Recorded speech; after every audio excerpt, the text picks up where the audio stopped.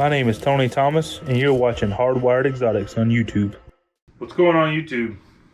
So we completely did not plan on filming today, but had a couple things pop up, figured I'd share, so let's get to it. Doing some checkups before we roll out today, and found this girl laying. She's actually about to push one out. We're gonna leave her alone, let her finish up, and I'm gonna show you something else. Alright, so I'm not real sure how many people have or have had this issue before.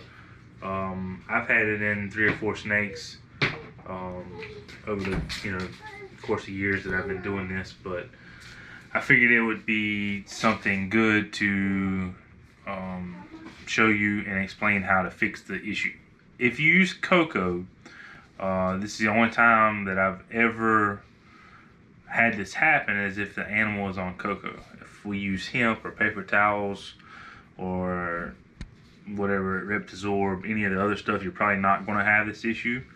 But if you do use cocoa, cocoa fibers can actually get up in the nostrils or heat pit of ball pythons, or any snake for that matter, and cause irritation to that, and the nostrils can become inflamed. So this morning I was checking on stuff and found one that's starting to do that. So I'm going to show that to you so that you can see it firsthand and tell you how to correct it. Alright, so this is our Super Inchy Desert Ghost breeder male. I noticed today that he has some inflaming in his nostrils. And I'm not real sure if you'll be able to see in the camera exactly what I'm talking about. But if you look down on top of his head, I don't want to stress him too much, but if you look down on top of his head, you can see that the very tip is a little bit wider than what it should be. And if you look from the bottom, you can see how the upper lip is actually a little wider than the bottom lip. And that's because of the inflammation in the nostril. So I'm going to put him up because I've already stressed him out too much.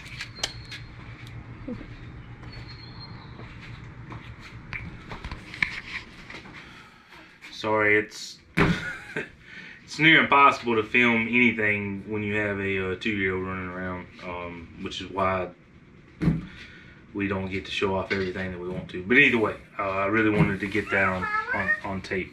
Alright, so now, how do you fix that? Well, actually it's quite easy, and if you catch it in time, like that, that's not a severe case. But if you catch it at that stage, you can take the animal off of cocoa and put them on paper or hemp, and within a week it's gone. Not really sure why it happens sometimes. Could be the animal just trying to burrow down in the cocoa and it gets it stuck in their nostrils. I don't know. I've actually talked to a couple of vets about it. They don't seem to really know why certain animals are triggered. I've also noticed that I have one particular animal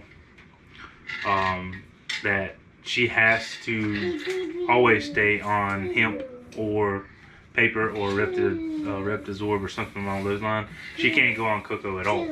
Like, the cocoa severely irritates her nostrils and it inflames very, very quickly, and will stay that way as long as she's on cocoa. So I have to keep her on something else. That's just the nature of the beast when you're dealing with this many animals. You're going to have some that just require something different than what you're normally used to.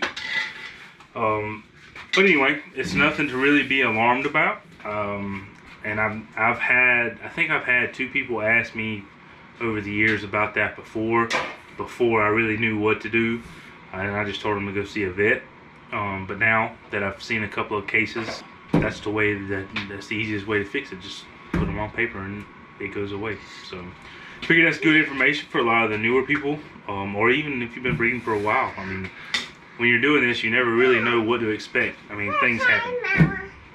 That's just the way it is. So I'm gonna go get him, then we'll go check on his eggs.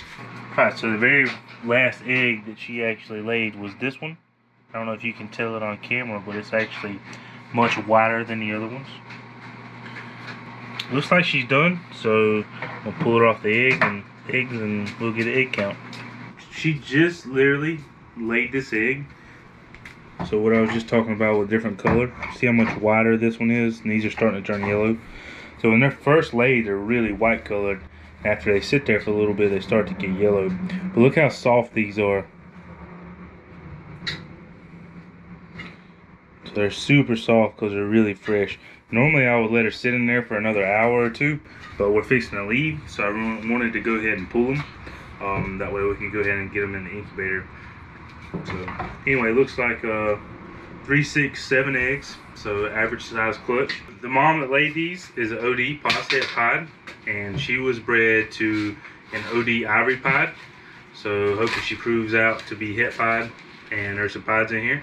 But if not, we're making yellow bellies, because everything will be yellow belly because it's coming from ivory. Hopefully some OD yellow bellies and some super OD yellow bellies. And if we don't get pieds, at least they're 100% hets. So either way, I think it's a cool pairing. And hope y'all enjoyed it. See you next time. Thanks for watching Hardwired Exotics, and make sure you subscribe. Bye!